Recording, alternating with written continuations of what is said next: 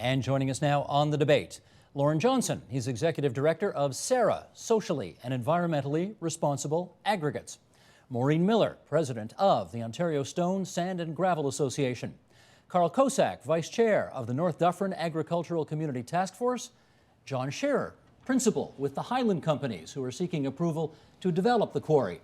And we welcome back Chef Michael Stetlander. It's good to have everybody around the table for this discussion tonight. I got to tell you, thank you. You know this, I have not had more emails, more, you got to ask him that, more interest in any environmental issue I think we've ever covered on this program than this attempt to build a quarry north of Toronto. A little background before we start here, if we can. Let's bring up these graphics here just to let everybody know. This is all about aggregate. That's your business. Aggregate is sand, gravel, limestone, dolostone, crushed stone, and rock other than metallic ores in a natural or processed state. Aggregates are used primarily in the construction of highways, residential, industrial, and institutional buildings, and in the manufacture of concrete. And a few more numbers before we get to our discussion here. 171 million tons of primary aggregate is consumed annually in Ontario. 98% of aggregate consumed in Ontario is produced here in Ontario. 50% of aggregate is used by the public sector. And in 2007, the value of aggregate production was $1.3 billion. It's big. Okay, Maureen, to you first. That's what aggregate is. Help us understand now where in Ontario it comes from. Well, not all aggregate deposits are created equal. We are blessed with a large part of southern Ontario covered by glacial deposits, so they form the resources that we extract for sand and gravel. We also have very high quality limestone deposits underlying most of southern Ontario.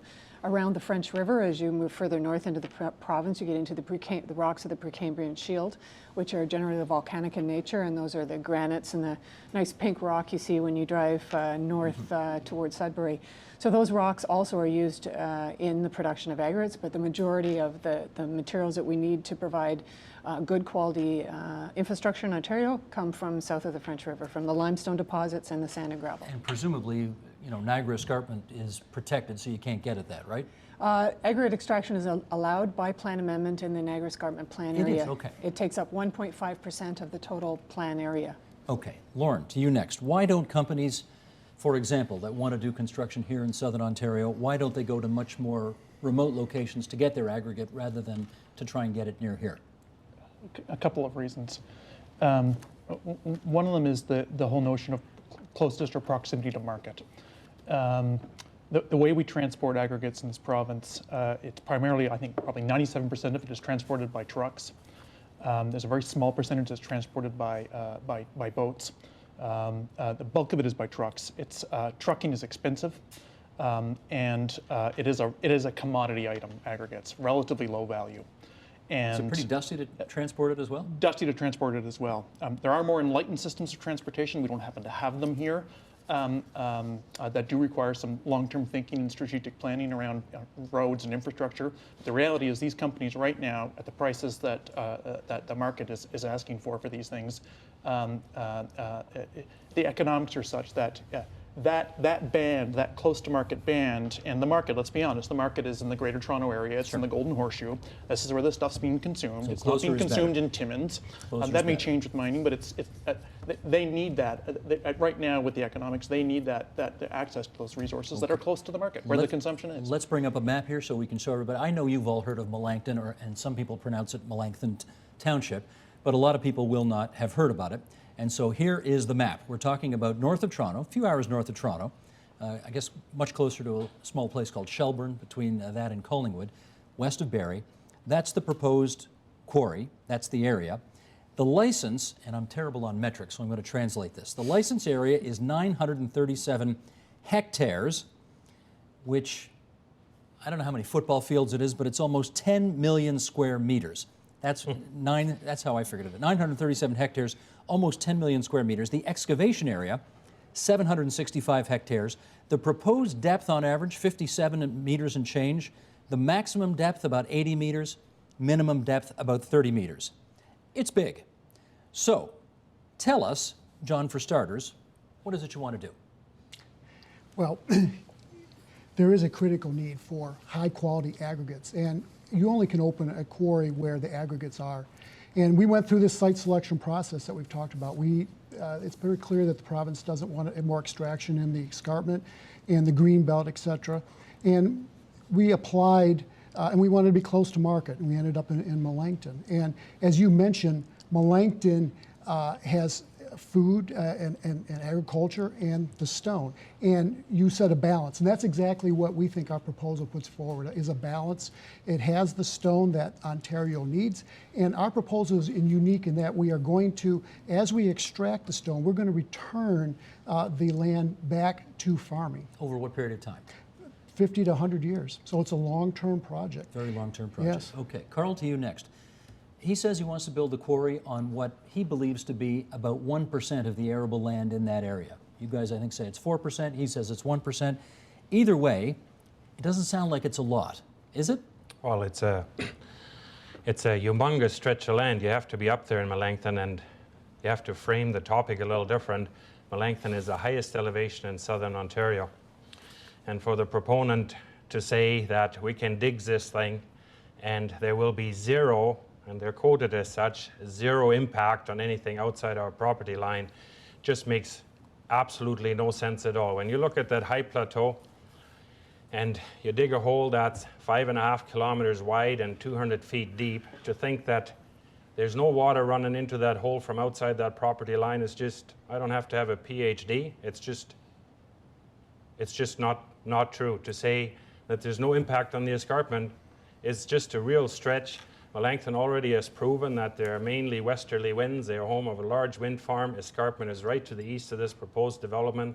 To say that there's no impact it's just not true. And I want to understand what the main concern is here. Is it the water use? Is it the fact that it's farmland that will be gone for 100 years? What's the big issue? Well, a mega quarry brings mega issues. The farmland absolutely is a huge concern. The water is absolutely a huge concern. And not to be belittled, when you take that much land out of production, they own most of the land around it. There's no doubt that the farmland will not be rehabilitated on the quarry. We take strong objections to that statement. The Ontario Association of Agrologists, who know this sort of stuff, have made it very clear, I have the letter right here, that is not going to happen. And I take great issue with the fact that you have to take limestone, that the search was based on where limestone is. Highlands is quoted very simple as saying that what we did as part of a research process is try and identify a site that would have the fewest consequences, define that please, and the fewest constraints in terms of legislative governing of such an activity. This is not a search for limestone. This was a search for the weakest official plan, and their lawyers find cracks in that system to use it. Bunch of things here. Let's get some response to that first. You want to start with that, and then we'll get John to comment as well? Anything you want to take on there?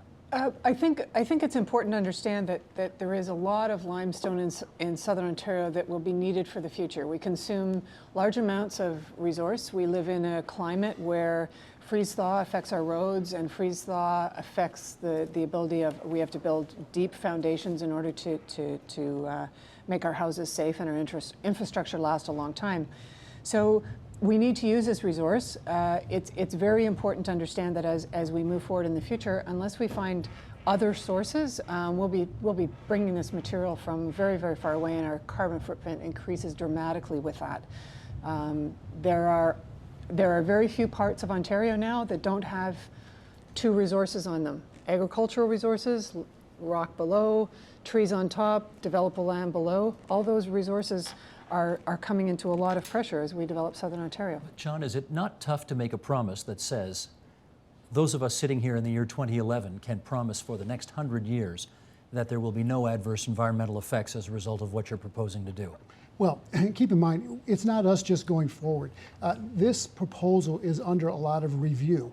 We have the Township of Melancthon that has hired peer review experts to look at every one of our reports, our water, dust, noise, everything.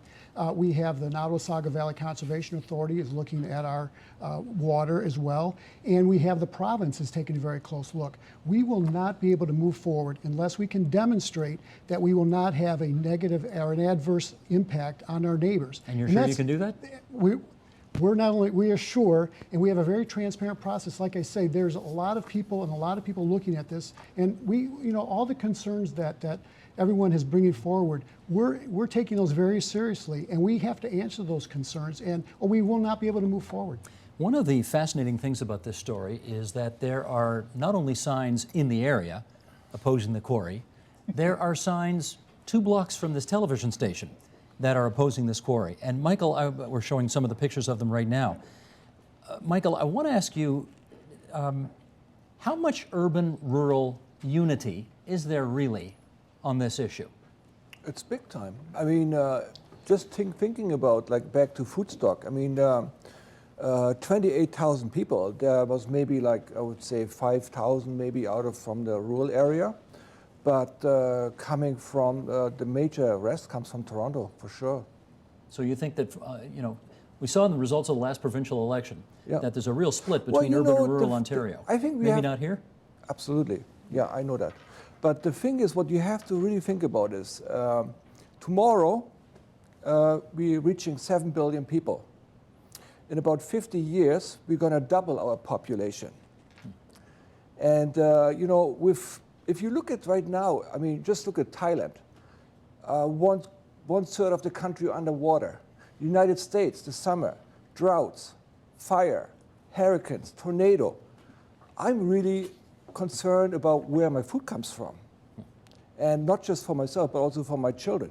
Lauren, what do you think about the advisability of doing this kind of project on this land? Maureen characterized this as a congruence of different natural resources. Another way of looking at it is this is a congruence of societal values that we're seeing. On the one hand, and I don't hear these folks contradicting this. There is a legitimate and growing demand for aggregate, both a mixture of virgin material and recycled. That's not going to go away. The province is going to continue to grow. On the other side, there are a range of local and regional community values and interests that are entirely legitimate. There's health and safety concerns, environmental concerns about just maintaining the existing quality agricultural land that we've got. So there's no shortage of values. Quite often in this debate and these types of debates, there's also no shortage of positions on these things. What I struggle with is the actual shortage of solutions and paths forward. I mean, it is, to date, I would characterize this debate as very positional. Positional meaning?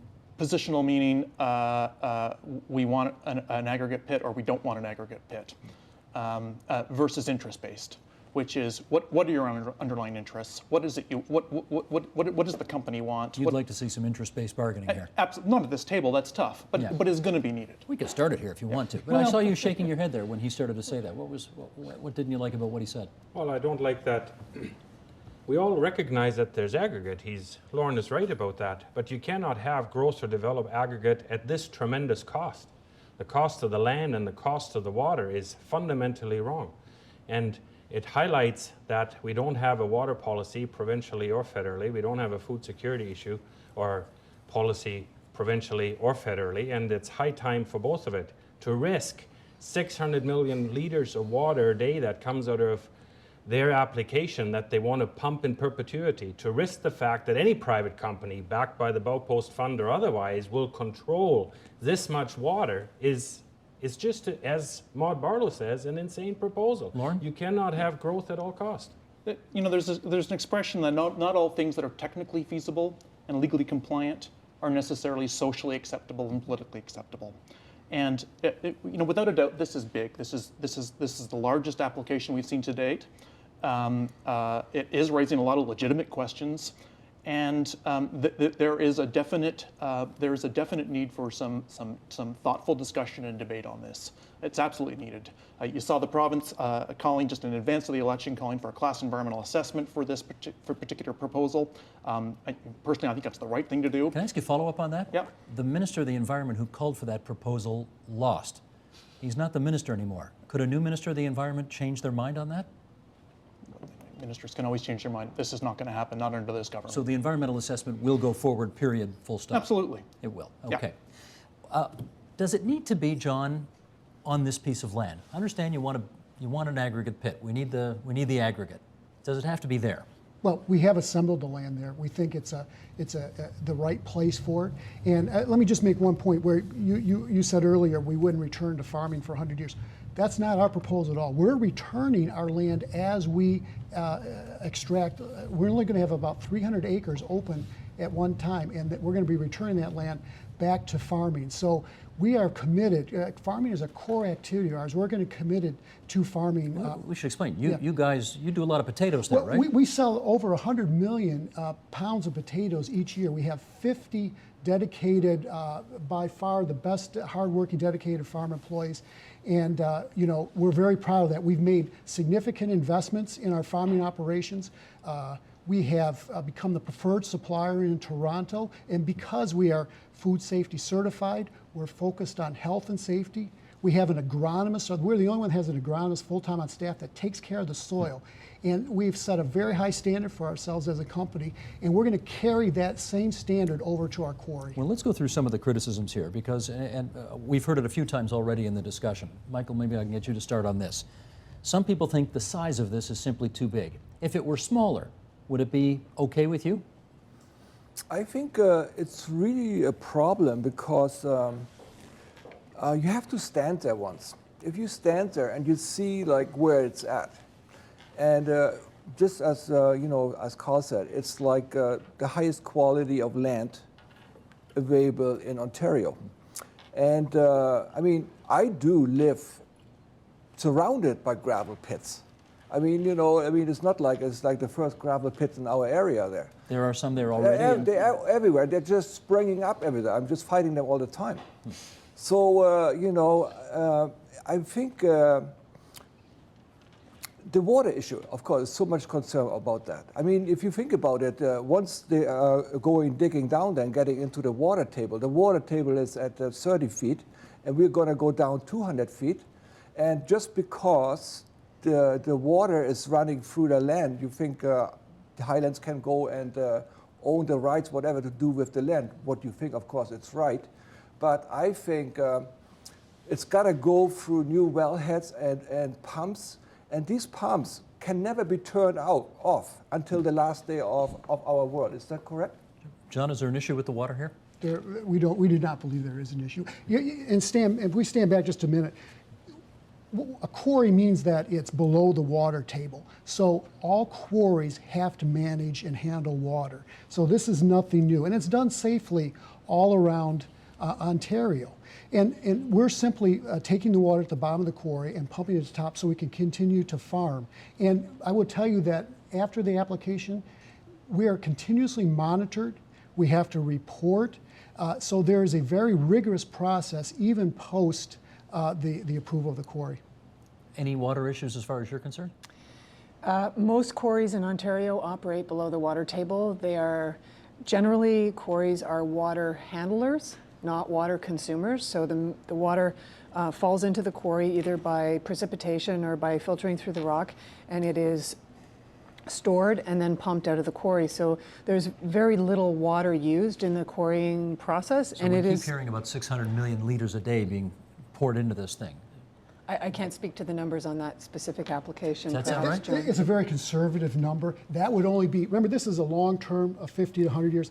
It's going to be less than that, but that would be the number at the end of that life cycle. Early on, remember, we're only opening a small portion. There's very little water.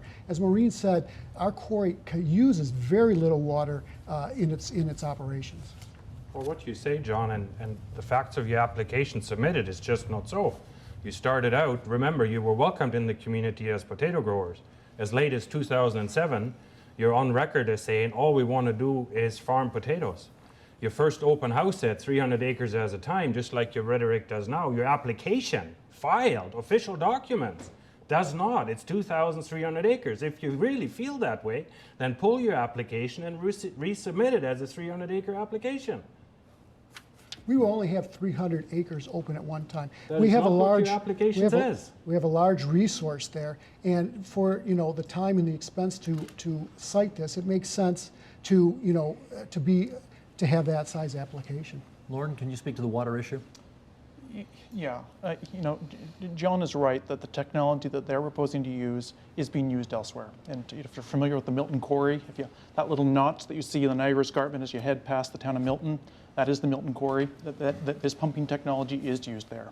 And I'm no hydrogeologist, I'm not an expert in water pumping, but there are a couple of differences. And I'm not commenting on whether they're significant or not, but I'll tell you at least my layperson's understanding of the differences between Milton and here. One is the scale. My understanding is that at least the volume of water that's proposed to be pumped is quite a bit larger here.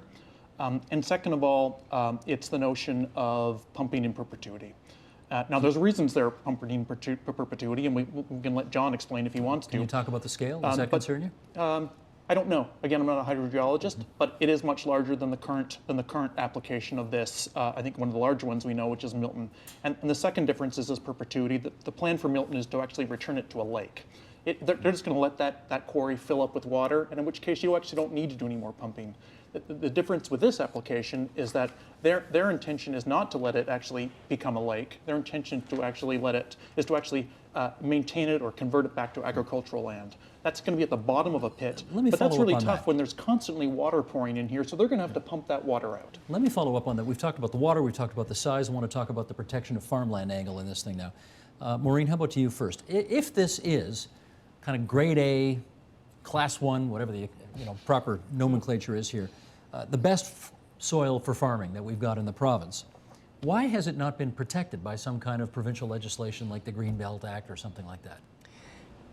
In Ontario, there are multiple types of natural resources, and the Greater Toronto Area depends on the natural resources in the lands that surround it.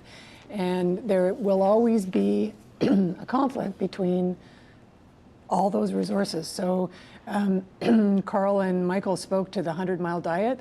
I believe that our infrastructure should have a 100-mile limit as well. We need to be able to build that infrastructure the same way we feed our communities. And those are all the same resources that we share in that rural environment.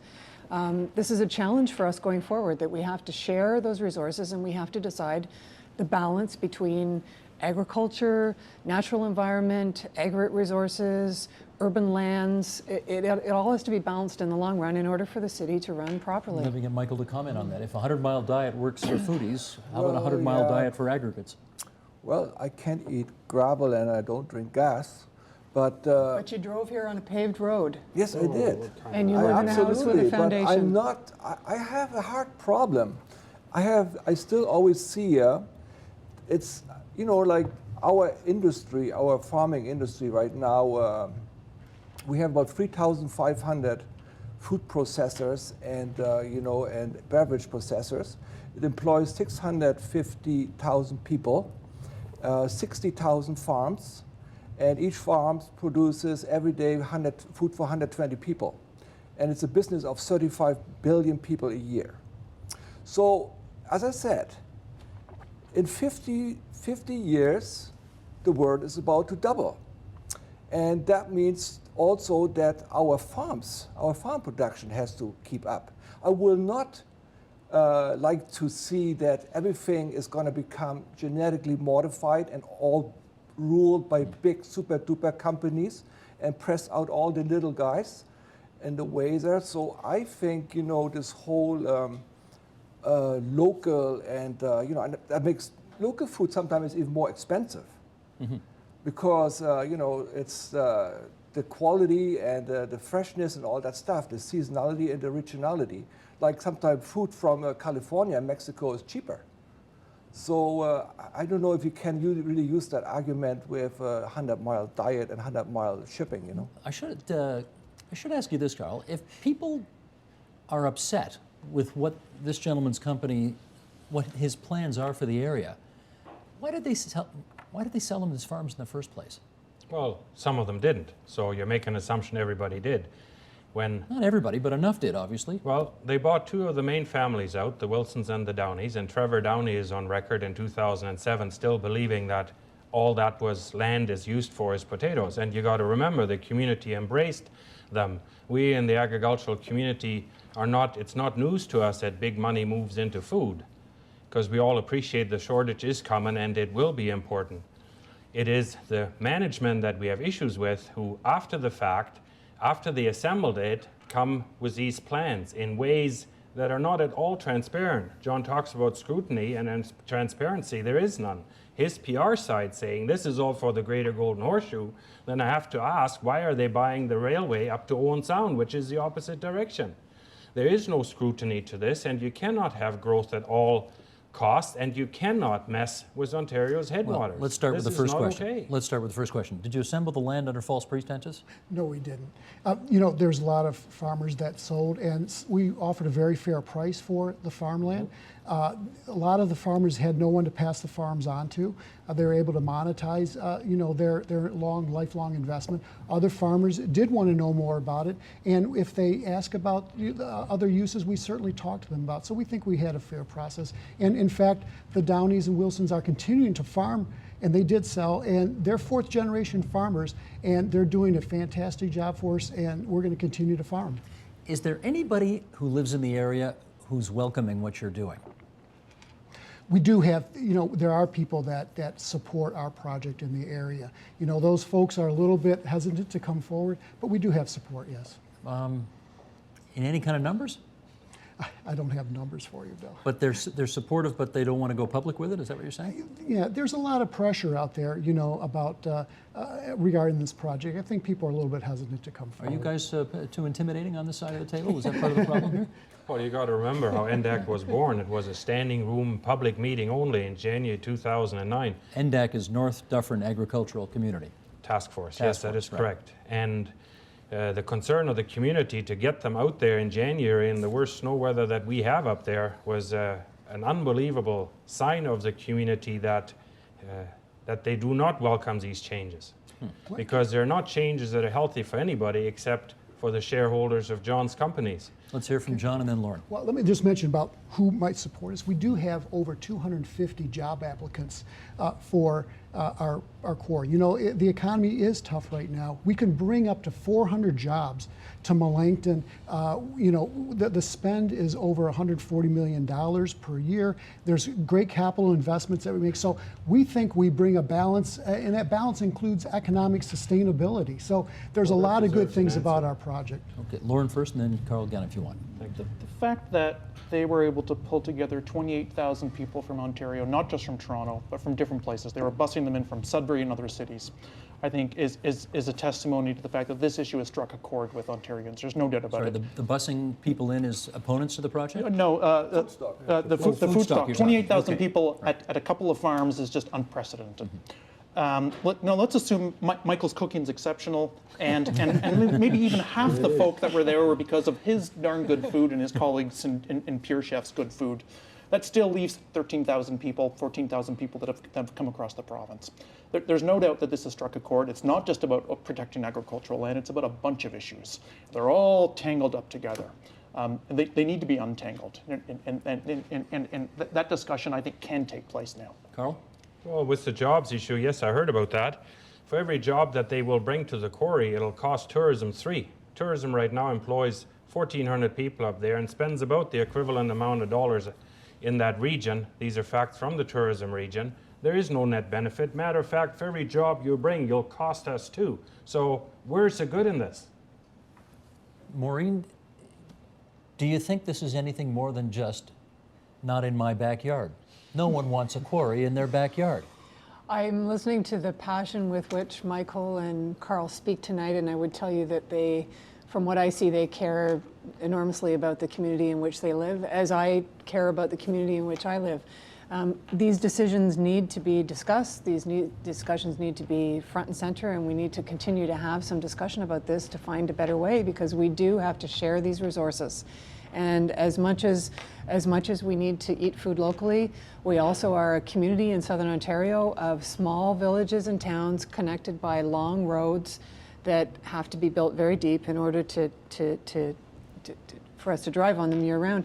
It's very difficult to find that balance, and this is the challenge ahead of us as Ontarians. This is not necessarily about Melancthon. This is about how we manage natural resources in the province of Ontario. Do you and agree, though, that the number of jobs you will bring will actually, in the long run, cost you because you'll cost them more jobs? I can't speak to the numbers from the individual application. I'm not aware of the details We agree of that. with Maureen that there is need for policy discussion. Absolutely. Who's supposed to have that discussion? Well, it's time that the provincial government engages, that the Minister of Natural Resources is equipped differently, and that the Aggregate Resource Act is reviewed. It's for the benefit of a community like ours and for an industry that is hungry for aggregate. Just because we have done this for 50 years this way doesn't make it okay to do it for the next 50 years this way. And the cost of farmland and water, the control of water and the amount of water, after Walkerton, we should all be smarter. We have to have learned this is not okay. How do you, John, convince people that it's okay for, say, 7,000 trucks a day to come in and out of your quarry to take aggregate to markets, or that the noise associated with the blasting is something that they're going to be able to, you know, it's not pleasant, but you can cope? How do you make that case? Well, first of all, it's not 7,000 trucks in and out. How many is it? Well, it's going to be, it's dependent on the market. And frankly, again, this is a very long-term project, and we're opening up slow as we go, and the demand will determine the amount of trucks. That number is quoted as what the highway can handle. Okay, that's not the number of trucks. That's in your permit, isn't it? That is your permit provides for 7,000 a day.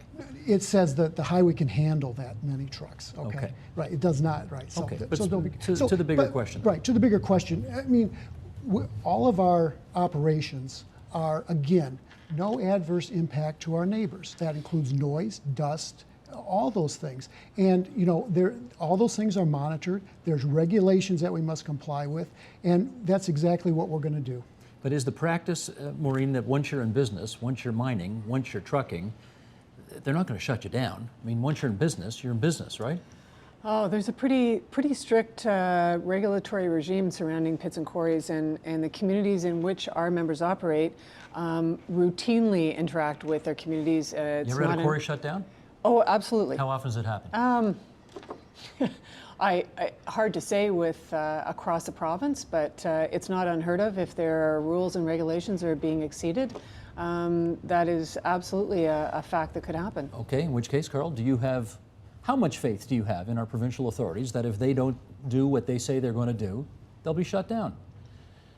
This license cannot be granted from the get-go. Once you get started, the OMB decision in Caledon makes very clear that they are not the resources of MNR to regulate quarries. And John is on record as saying very clearly in the CBC interview that they have monitoring stations, and as they show up with problems, they'll fix them, and we will learn, quote unquote, as we go along. There is no learning as we go along with Ontario's headwaters. It's just a ludicrous proposal. It's just ludicrous. Do you have other quarries? No. This will be a first. That's right. So when you say we're going to learn as we go along, you really mean it. You are going to learn because you have no prior experience at this. No, I think that we're talking about minor adjustments. I think we've had a 3,100 page application put in place, studied over several years. We monitor and look at the water now. We have experts that look at it. And again, remember, before we go forward, we have a lot of other experts that are looking at this and have to say, this makes sense. We're probably years away from anything happening, right? Probably. Probably, because an environmental assessment will take 3 years. Who knows? A couple of years anyway. But you guys, Quarry's never been placed in environmental assessment, so it's new territory for sure. this is new territory. Yes. Lauren, help us with this. There's media love to portray these things as David and Goliath, right? We understand how this thing works, and in fact, small citizens groups can be quite easily outgunned by larger companies which have access to resources for legal fights and so on and so forth that locals don't have. So we got a situation here. How well does Ontario deal with these situations? Let's speak specifically to how they're proposing to deal with it now. Like Maureen said something a couple minutes ago, which is Melancthon is actually just indicative of a bigger problem. If you actually step back from Melancthon, there are similar resource conflicts happening across the province. Many of them within the Greater Toronto, just north of the Greater Toronto area, but where you've got quarry applications and proponents of quarry applications running head-to-head against local community groups. And I'll name them. There's Caledon, there's the Flamborough, there's Clearview Township, the Cranberry Marsh outside of Guelph. I mean, the list goes on. Which is the Walker one? Dundrum. That's Dundrum, right. Do you know why that one's funny? You guys know why that one's funny? No. You got a former NDP cabinet minister, Ruth Greer, and a former Conservative cabinet minister, Barbara McDougall, who are on the same side of that fight against the quarry. strange bedfellows this story makes for. Absolutely. No question. But, Yeah. but these disputes, Melancthon-type disputes are happening elsewhere and at an alarming rate. They are cropping up everywhere, and they are expensive. You're right, they're expensive for local community groups. They're also expensive for municipalities that weighed in. They're expensive for the companies. The latest price tag I've seen associated with the Caledon dispute that was recently just, the decision went against the proponent in that situation, was estimates of about $20 million in total. I don't have all the facts and figures, but there were millions of dollars spent by the local citizens group. The municipality spent millions of dollars, and the company spent millions of dollars fighting something. Is the system working for the companies? I think absolutely not. Is it working for the local community groups? It's bankrupting them. So we have a system that works for nobody. Clearly, there's not necessarily, but lately it's working for nobody, and it's getting more and more expensive. Are there signs of hope?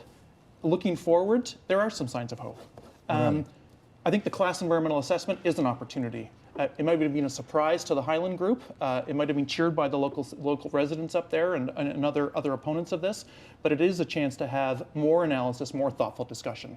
The Liberal Party, during the election, made a commitment to review the Aggregate Resources Act. And Maureen, I'm not sure when the last time the act was renewed. Was 25 years ago? 1997. Okay, 97. Okay. So it needs a review? Well, society's changed since 1997. And if people are frustrated, whether it's the degree of compliance that takes place, the balance that's struck, we have an opportunity with a review of the Aggregate Resources Act, assuming the Liberals actually make good on that promise, and I'm assuming they will, to actually think about things differently. Well, Carl, let me ask you this then. You know, you have seen other citizens groups try to take these projects on. And I think the one in Flamborough, the residents had spent years and years and, you know, had bake sales and collected money to pay for the legal fees, thought they had won because the government took the quarry off the table, and then the proponent said, we think you're in violation of NAFTA and we're going to go sue you on that. And I think they're suing them for something like $275 million bucks. Do you guys have the wherewithal, the stick-to-itiveness to engage in what could be 10-year, multi-million-dollar battle with John? Absolutely. Where are you getting the money from? Well, fundraising is a big deal for sure, but so many people see that this is just not the right idea, that we have all kinds of help from experts on basis where paying the bill allows us to work with the topic at hand. The topic outweighs all other responsibilities. You really think chefs that? too. Sorry, say A again? lot of chefs on hand too. A lot of chefs on hand. Listen, I know you're great, and I know you probably do okay, Yeah. but you haven't got enough to pay for a lawyer for 10 years for this thing. That's true. So what's the options for you Maybe guys? actually the Highland company should put a fund in there so that actually we can really objectively kind of bring our arguments on the table. It used to be that way. John, you before want to Mike- fund their legal team as well? No, but I would tell you that we have received lots of comments under the Aggregate Resource Act and under the Environmental Bill of Rights, and hopefully we can work together and find a compromise solution that works for everybody, because it is in the best interest of Ontario to fill a critical need, and we think we have a fair and balanced solution, and I think hopefully we can work through that. Fair and balanced. That sounds like Fox TV for a second there. Do you really think there's a solution here? Well, I don't think the solution is having another fight about another quarry. I don't think that's the solution. I think the solution lies in having engaged debate and discussion about how we're going to fix this problem. And the aggregate industry in Ontario several years ago started a series of discussions with the province's environmental ENGOs and non-governmental organizations. And we invited them to the table because we said, this isn't working for us and it's not working for communities across the province. So let's sit down and have some engaged debate about that.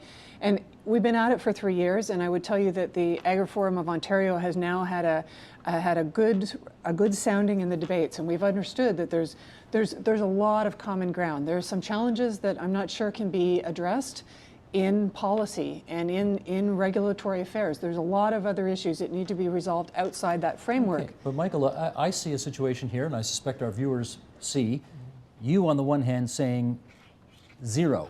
Yeah. We can't have any. They're on the other side of the table saying, well, we got to have something, and we're spending lots of money too trying to get this forward. Where's the room for compromise here? I think we are just really kind of starting this whole process of working this out. And I think, like if you have, like in our case, 28,000 people showing up to Foodstock, and with their being there saying they're not agreeing with that, we're actually starting a process of like a debate of how we're going to go about it. I mean, these 28,000 people, they would be all also recipient of if they need gravel, right? So if they are saying also that no, we don't want that, then there's something where like there has to be something discussed here about where things go. And for me, I mean, the issue comes always down also. I mean, farmland it's major there.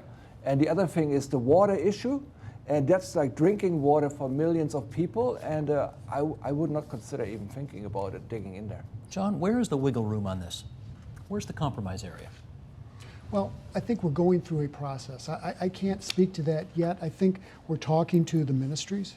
You know, again, we have a lot of comments on our proposal, and we have to work through our experts to figure out what works best. That's the process. We're only at the beginning of this process, right? So I think that we will see progress. Lauren, not every problem has a solution. Indeed. Is this one of them? I think that's totally untested. This is very early stages. I mean, we've heard good arguments on either side. I don't think, for instance, this panel has enough information on this table to actually make an informed decision, and I think... well, these guys think they have. Well, well, we live there. We know exactly what we feel and what we see. Absolutely. And as I said, you know, this is not the only gravel pit what's being asked for.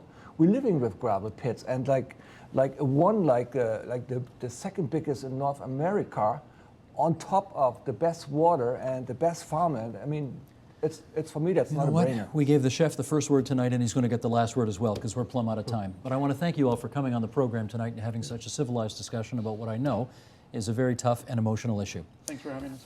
Let's thank Michael Statlander, the chef at Eigensen Farm, for coming such a long distance to be with us tonight. Beside him, Carl Kosak from NDAC, North Dufferin Agricultural Community Task Force. Lauren Johnson's been with us tonight from SARA, Socially and Environmentally Responsible Aggregates Canada. Maureen Miller from Ontario Stone, Sand and Gravel Association, and John Scher, one of the principals at the Highland Companies trying to develop the Quarry. Thanks, everybody. Thank you. Appreciate your time.